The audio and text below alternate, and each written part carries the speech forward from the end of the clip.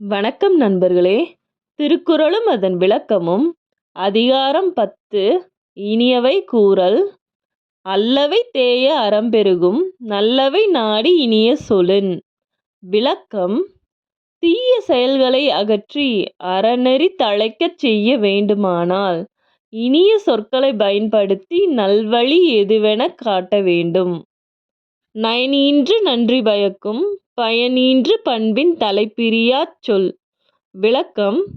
நன்மையான பயனைத் தரக்கூடிய நல்ல பண்பிலிருந்து விலகாத சொற்கள் அவற்றைக் கூறுவோருக்கும் இன்பத்தையும் நன்மையையும் உண்டாக்கக் கூடியவைகளாகும். சிறுமையுள் நீங்கிய இன்சொல் மறுமையும் இம்மையும் இன்பம் தரும். விளக்கம்.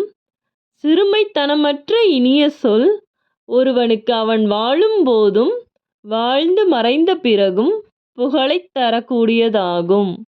இன்சொல் இனிது ஈன்றல் காண்பான் எவன்கொலோ வன்சொல் வழங்குவது. விளக்கம். இனிய சொற்கள் இன்பத்தை வழங்கும் என்பதை உணர்ந்தவர் அதற்கு மாறாக எதற்காக கடுஞ்சொற்களை பயன்படுத்த வேண்டும்? இனிய உளவாக இன்னாத கூறல் கனியிருப்பக் காய்கவர்ந்தற்று. விளக்கம். இனிமையான சொற்கள் இருக்கும்போது அவற்றை விடுத்துக் கடுமையாக பேசுவது கனிகளை ஒதுக்கிவிட்டு காய்களை பறித்து தின்பதற்குச் சமமாகும். நன்றி.